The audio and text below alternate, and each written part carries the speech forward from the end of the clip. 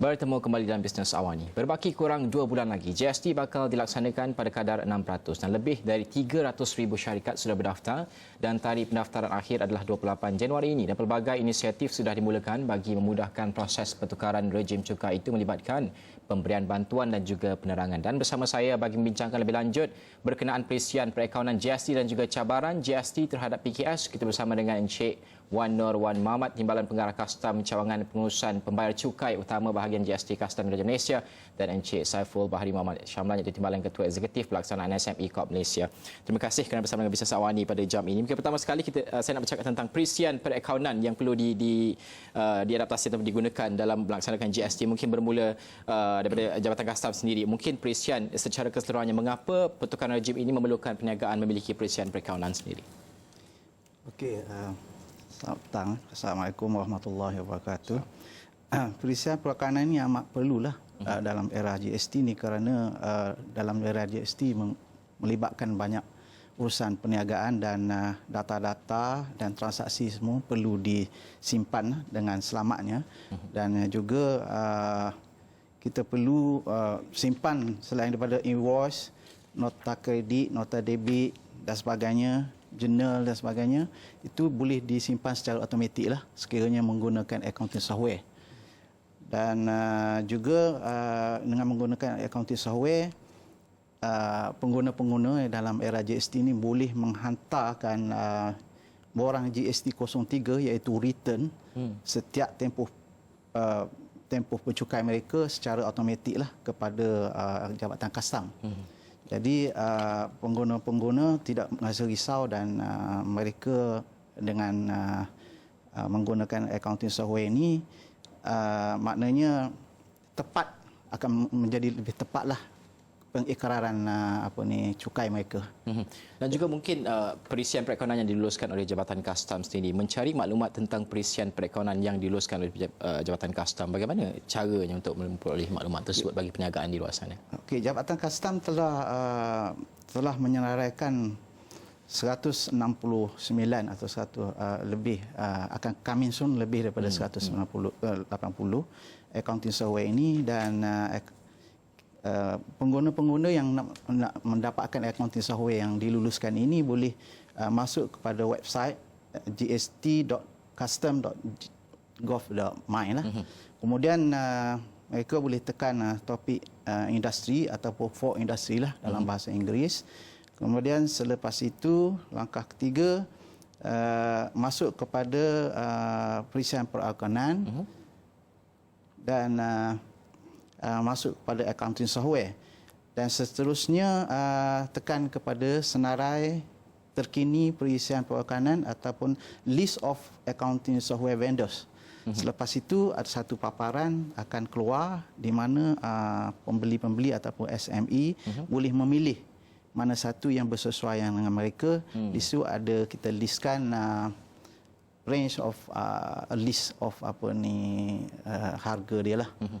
2,000 sehingga 2,000 hingga 10,000 harga, dan 10,000 ke atas lah, mengikut kesesuaian masing-masing. Saya juga nak bercakap tentang e-voucher selepas ini, kerana e-voucher ini disediakan untuk PKS juga. Tapi sebelum itu nak bercakap dengan Encik Saiful terlebih dahulu tentang impak kepada PKS. Kita tahu PKS ini kegusaran mereka paling utama adalah kos. Bila bercakap tentang GST, bukan sahaja pemahaman tapi kos juga menjadi kegusaran mereka. Jadi mungkin impak kepada PKS ini secara realitinya pasti ada impak, tetapi sejauh mana mereka perlu memahami impak ini? Daripada pelaksanaan GST secara langsung ni kan, satu daripada kesan yang positif lah, ianya menggalakkan PKS mengamalkan prosedur perakaunan yang lebih cekap. Jadi dengan prosedur perakaunan lebih cekap tu, mungkin mereka lagi cekap lah dalam menangani dan menguruskan kos-kos mereka. Kerana dengan nak menggunakan GST ni, sistem perakaunan yang patuh GST adalah tool yang diperlukan. Jadi kepada PKS yang belum menggunakan perisian perakaunan, inilah the opportunity for them nak gunakan sistem yang patuh GST. Jadi dalam masa jangka panjang, penambahbaikan proses perniagaan melalui langkah ini yang digandingkan dengan penggunaan modal, aset dan tenaga kerja secara cekap daripada perakaunan akan memberi kesan positif kepada produktiviti syarikat. Saya nak bercakap tentang inisiatif, cabaran dan juga strategi oleh SME Corp. Saya pasti SME Corp banyak menjalankan usaha dan juga inisiatif dalam bantu pelaksanaan JST dan juga berkaitan dengan e-voucher selepas ini. Tapi kita akan berhenti rehat seketika. Kembali selepas ini kita bincang lebih lanjut tentang bagaimana cabaran dan juga strategi ini susun. Semuanya selepas ini.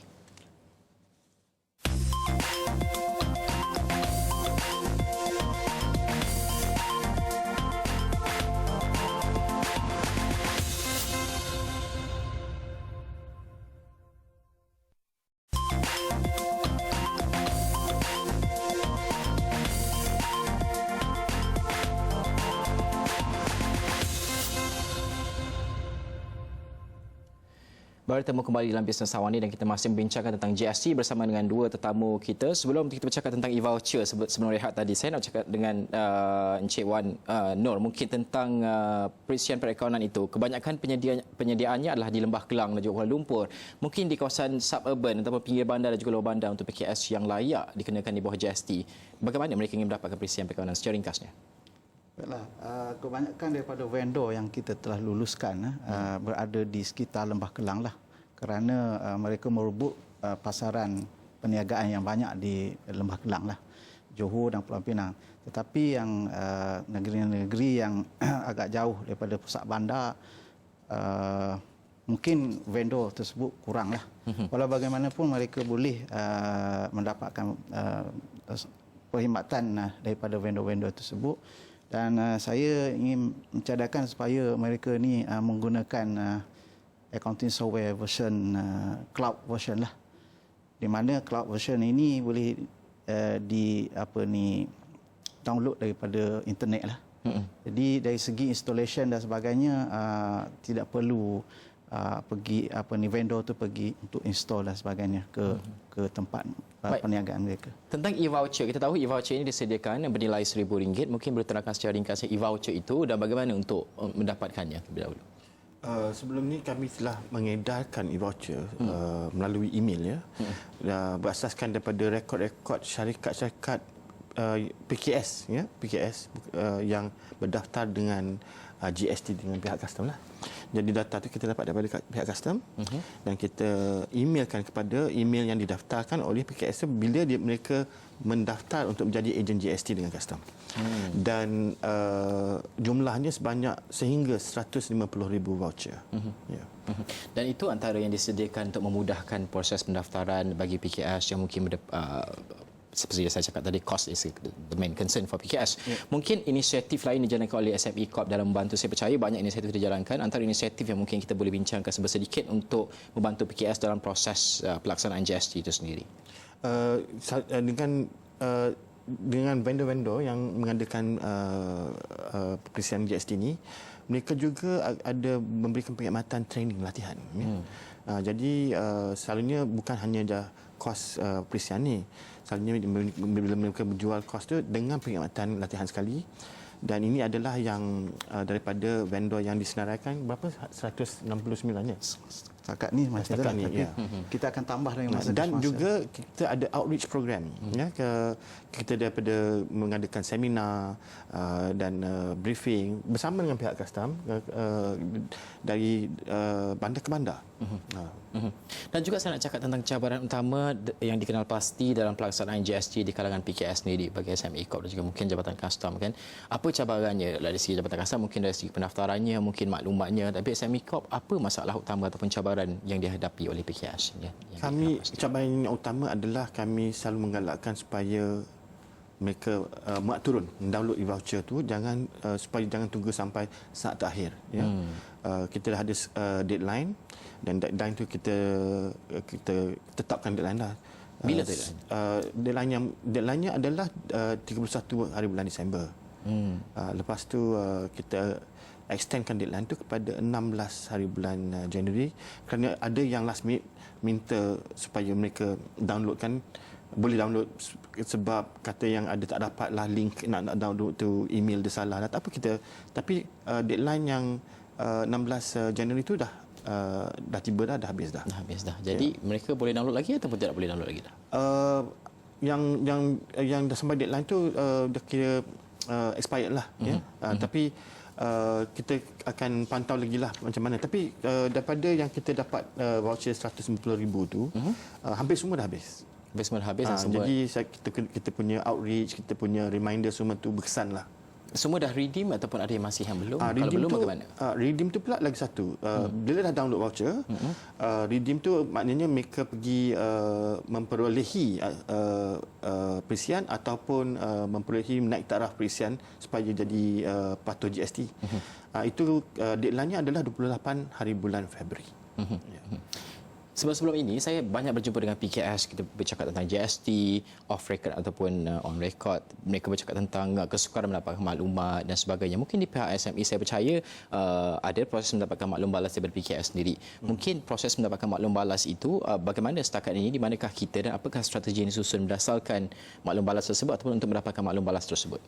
Selanjutnya kita mendapati maklum balas ataupun rayuan melalui email, dan kami ada pasukan yang menangani maklum balas dan email tersebutlah. Dan dari minggu ke minggu, hari ke hari kita pantaukan apakah status dengan problem-problem ke masalah-masalah yang dilaporkan.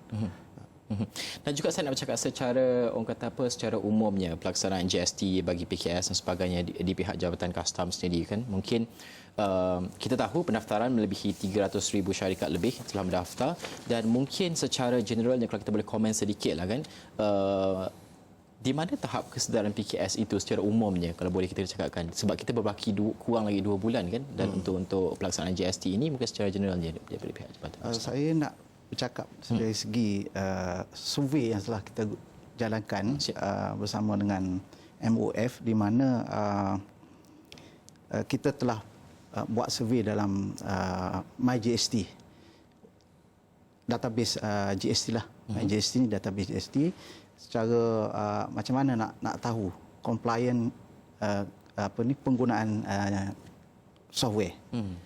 Jadi daripada survey tersebut kita dapati setakat semalam kita dapati 41% yang menggunakan accounting software.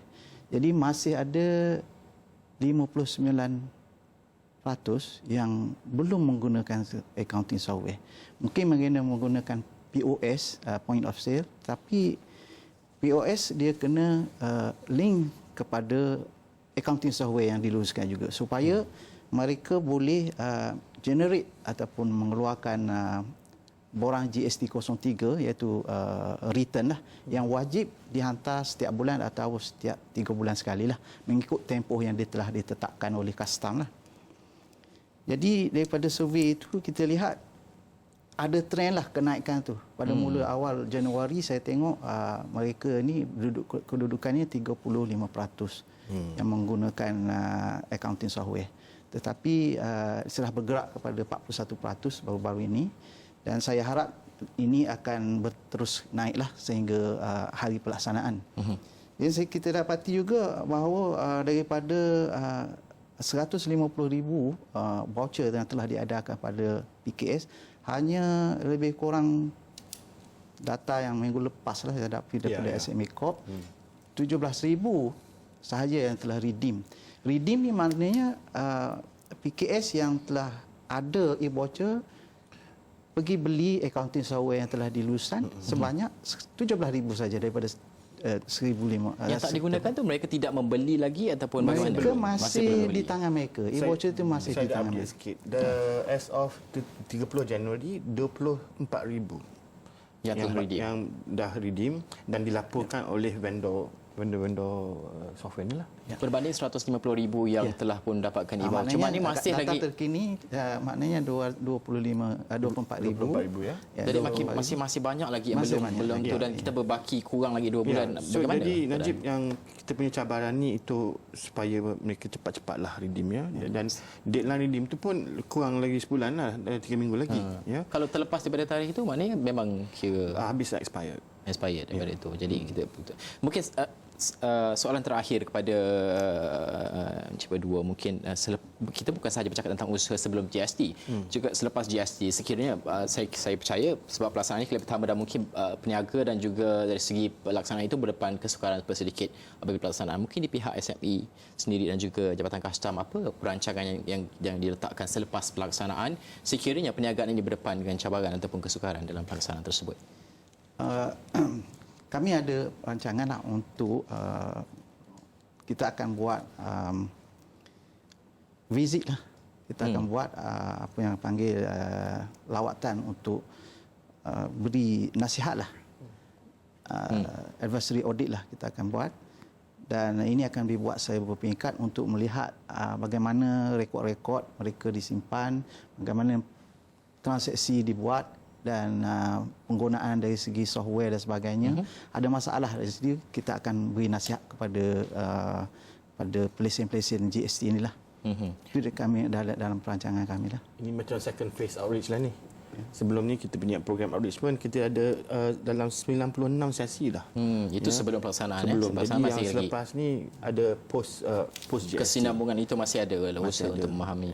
Baik, terima kasih kerana bersama kita Sawani pada jam ini. Itu sahaja masa kita ada bincang tentang GST cabaran. Kita berbaki 2 bulan. Kita harapkan pelaksanaan berjalan lancar untuk semua PKS dan PKS di luar sana yang masih lagi belum kata apa redeem e-voucher, sila buat segera. Berbaki kurang sebulan ya untuk ni. 28 hari bulan.